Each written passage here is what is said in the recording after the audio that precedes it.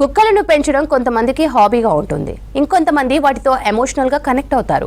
అయితే తాము పెంచిన కుక్కలను కంట్రోల్ చేయడం పెద్ద కష్టంగా ఉండదు. కానీ ఊర్లో ఉండే కుక్కల్ని కంట్రోల్ చేయాలంటే సాహసమే చేయాలి. అయితే ఓ ఊర్లో యువకుడు కేవలం ఒక విజిల్ తో కుక్కలను కంట్రోల్ చేస్తున్నాడు. ఆ కథ ఏంటో చూడాలంటే నిజామాబాద్ వెళ్లాల్సిందే.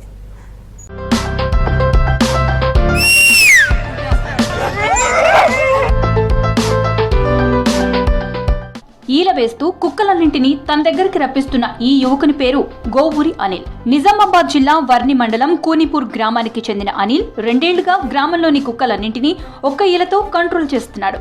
ఊర్లో ఉన్న కుక్కలన్నీ ఎక్కడో ఒక చోట తిరుగుతుంటాయి. అవసరం ఉన్నప్పుడు అనిల్ ఒక్క ఈల వేయగానే కుక్కలన్నీ గుర్తుపట్టి అతని దగ్గరకు వచ్చేస్తాయి. కిలోమీటర్ దూరంలో ఉన్నా సరే అనిల్ విజిల్ సౌండ్ వింటే చాలు హాజరైపోతున్నాయి.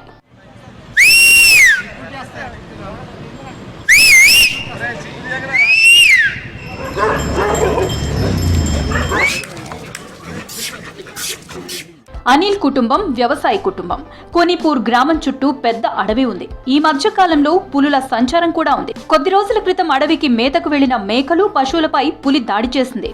పలు మూగ జీవాలు చనిపోయాయి. రైతులు కూడా పంట పొలాలకు వెళ్లడానికి భయపడే పరిస్థితి. దీంతో తన మేకలకు కాపలాగా 6 కుక్కలను పెంచుతున్న అనిల్ వాటితో గ్రామంలోని కుక్కలన్నీ కలిసి ఉండేలా పెంచాడు.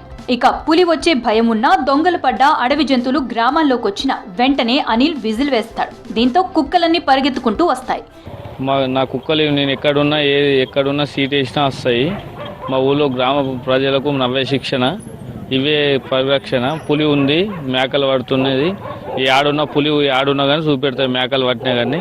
కుక్కలు అలవాటు అంటే నాకు గోదలు ఉన్నాయి, మేకలు ఉన్నాయి. కుక్కల్ని నేను పెంచుతాను. చిన్నప్పటి నుంచి శిక్షణ పెంచుతాను వాడికి.